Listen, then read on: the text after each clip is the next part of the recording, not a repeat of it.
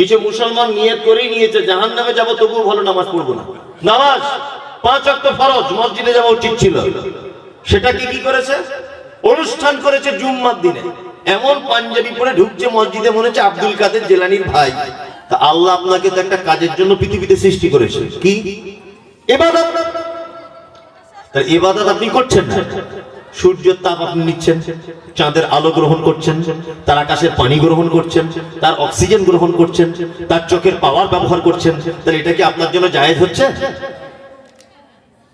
ঠিক হচ্ছে আপনার জন্য, না বেঈমানি হচ্ছে? আপনি বলুন, বেঈমানি হচ্ছে না?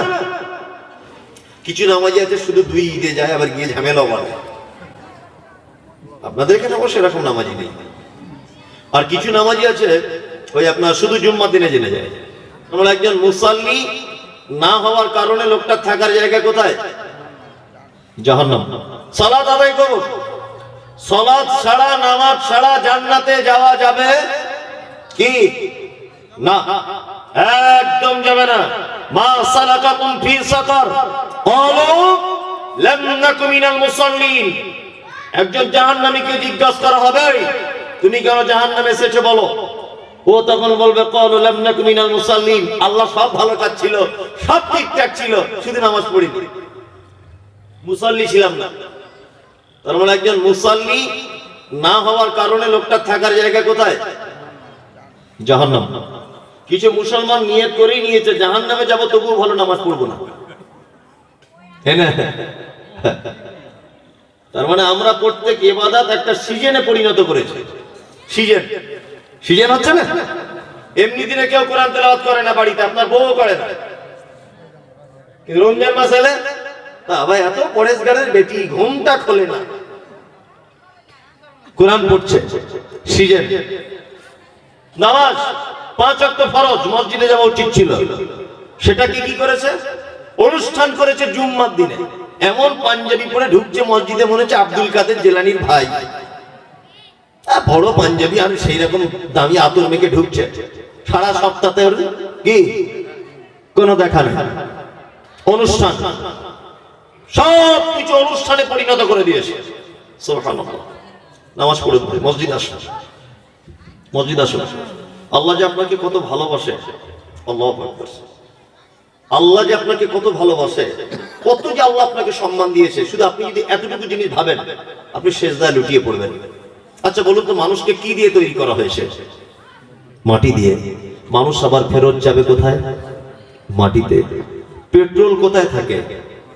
মাটির নিচেই। ডিজেল মাটির নিচেই। সোনা মাটির নিচেই। পাথর মাটির নিচেই। লোহা মাটির নিচেই। পানি মাটির নিচেই। পৃথিবীর দামি দামি সম্পদগুলো থাকে কোথায়? মাটির নিচেই। বলুন তো, সেই মাটি কোথায় থাকে? আপনার মতো গুনাহগার খারাপ মানুষের পায়ের তলায়। তাহলে আপনার কত সম্মান দিয়েছে আল্লাহ। পৃথিবীর সোনা, চাঁদি, মণি, মুক্তা, পেট্রোল, ডিজেল, পাথর, লোহা সব মাটির তলায়। তার উপরে কে আছে? আপনি। আপনাকে আল্লাহ কত ভালোবাসে, সবার উপরে আল্লাহ আপনাকে রেখেছে। আল্লাহু আকবার। কত ভালোবাসে আপনাকে। পৃথিবীতে আপনার টাকা কম, আপনি অসুস্থ হন, আপনার ছেলের আপনার কেউ কথা শুনবে না, আপনার স্ত্রী কথা শুনবে না, আপনার বেটি কথা শুনবে না, পাশের বাড়ির কাউকে ডাকলে আসবে না। টাকা যদি কমে যায়, আপনি যদি একবার বিছানায় পড়ে যান, এলাকার এমএলএ কে ডাকুন, কথা শুনবে না, নেতা মন্ত্রীদেরকে ডাকুন, কথা শুনবে না, কেউ আপনার কথা শুনবে না। কারণ আপনি অসুস্থ, আপনি ধনী লোক নয়, টাকা পয়সা নেই। কিন্তু আপনি মালদার হসপিটালে শুয়ে আছেন, নোংরা বেডে, ছেঁড়া কাপড় পরে, পেচ্ছাপ পায়খানা করে দিয়েছেন, পরনে ভালো কাপড় নেই, পেটে ক্ষুধা।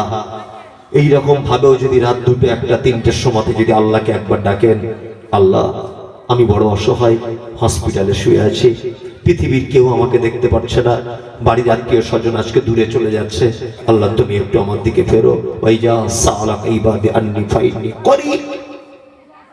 আল্লাহ মুহাম্মদ সাল্লাল্লাহু আলাইহি ওয়াসাল্লামকে বলছে, তারা কি জানতে চাইছে? তারা কি আমাকে ডাকতে চাইছে? তাদেরকে বলো আমি তাদের একেবারে নিকটে থাকি। হসপিটালের বেডে থাকো, পানির ভিতরে থাকো, পাথরের স্তূপের ভিতরে ঢাকা পড়ে যাও, বিল্ডিং এর স্তূপের ভিতরে ঢাকা পড়ে যাও, আমার আল্লাহকে আপনি যে অবস্থায় ডাকবেন, আল্লাহ আপনার একেবারেই কাছে থাকে, একটু মসজিদ আসার চেষ্টা করুন ভাই। ইনশাআল্লাহ আসবো, ইনশাআল্লাহ আসবো, ইনশাআল্লাহ আসবো। আপনি যে কত বড় বেঈমানি করছেন, কত বড় যে বেঈমানি করছেন। আচ্ছা বলুন, আপনাকে আমি একটা কাজের জন্য রাখলাম আমার বাড়িতে, একটা কাজের জন্য আপনার বেতন 20,000, তা আপনি সেই কাজটা করছেন না ঠিকঠাক, তা আমার বেতনটা যদি আপনি নেন, তাহলে বেতনটা আপনার জন্য খাওয়া জায়েজ হবে না না জায়েজ হবে বলুন? কাজ না করে যদি কেউ বেতন নেয় তাহলে এটা জায়েজ হবে না না জায়েজ? না জায়েজ। তা আল্লাহ আপনাকে তো একটা কাজের জন্য পৃথিবীতে সৃষ্টি করেছে, কি? ইবাদত। তার ইবাদত আপনি করছেন না, সূর্যের তাপ আপনি নিচ্ছেন, চাঁদের আলো গ্রহণ করছেন, তার আকাশের পানি গ্রহণ করছেন, তার অক্সিজেন গ্রহণ করছেন, তার চোখের পাওয়ার ব্যবহার করছেন, তাহলে এটা কি আপনার জন্য জায়েজ হচ্ছে? ঠিক হচ্ছে আপনার জন্য না বেঈমানি হচ্ছে? আপনি বলুন, বেঈমানি হচ্ছে না? সে আপনাকে যে ডিউটির জন্য পাঠিয়েছে আপনি তার ডিউটি করছেন না, তাহলে এটা বেঈমানি করা হচ্ছে কি হচ্ছে না বলুন আপনি নিজে? বেঈমানি হচ্ছে। মসজিদ আসুন, সালাতুল মাকতুবা, ফরজ নামাজ কখনো ছেড়ে দিবেন না। তবে আমাদের বর্তমান নামাজি আছে পৃথিবীতে, আমাদের নামাজিদের আবার অনেক কোয়ালিটি আছে। কোয়ালিটি আছে না? সাংঘাতিক কোয়ালিটি। কিছু নামাজি আছে শুধু 2 ঈদে যায়, আবার গিয়ে ঝামেলাও বাড়ে।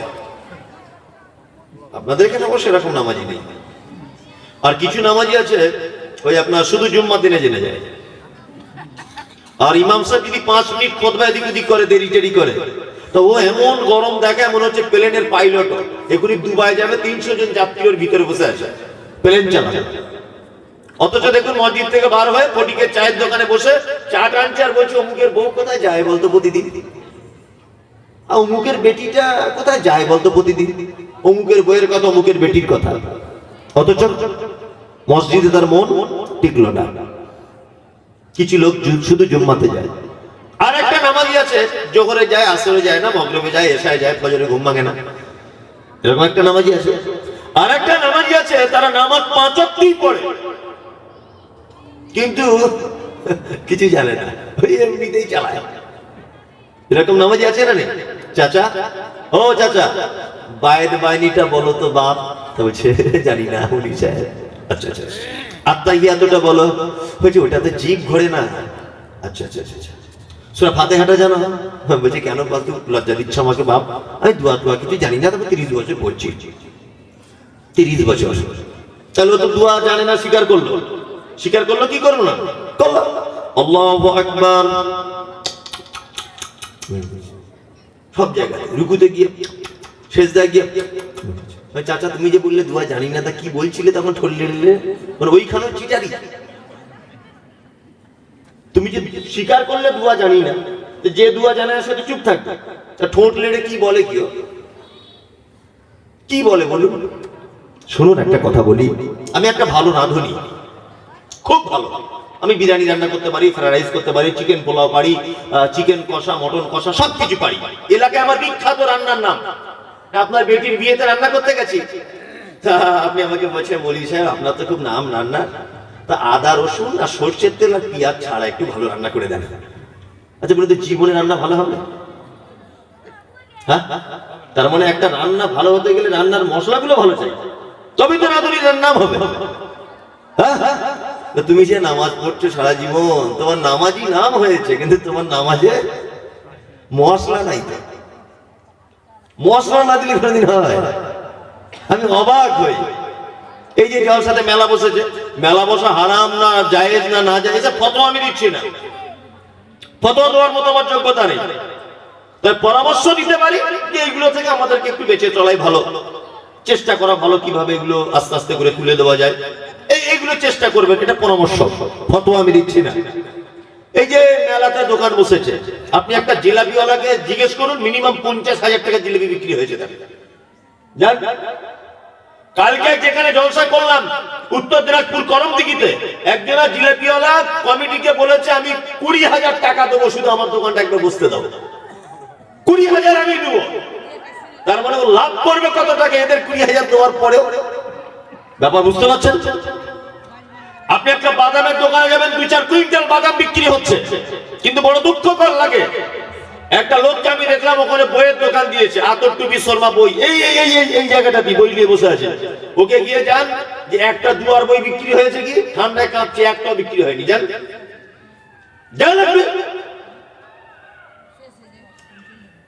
অথচ বাড়ি যাওয়ার সময় 3.5 কেজি জিলাপি কিনে নিয়ে বাড়ি যাচ্ছে। তুমি জিলাপি জন্মে খাওনি? 4 কেজি বাদাম কিনে নিয়ে বাড়ি যাচ্ছ, বাদাম জীবনে চোখে দেখো নি তুমি?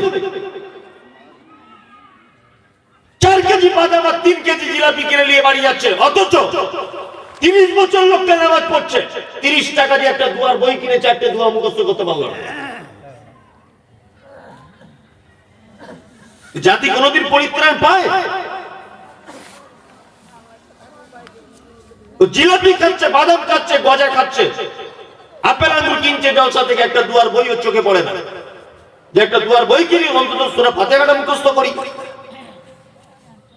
আমাদের মসজিদে যে সমস্ত নামাজিরা দেখতে পাওয়া যায়, এটা আমি তদন্তের কথা বলছি, 80টা লোক নামাজের পদ্ধতি জানে না, দোয়া জানে না, 80টা লোক। ইল্লা মাশাআল্লাহ 20 জন জানলে জানতে পারে। ঠিক বলছি না ভুল বলছি? তদন্ত করে দেখুন, আপনি তদন্ত করুন। কালকে মসজিদে যান, আপনার মসজিদে মুসল্লিগুলোকে ধরুন।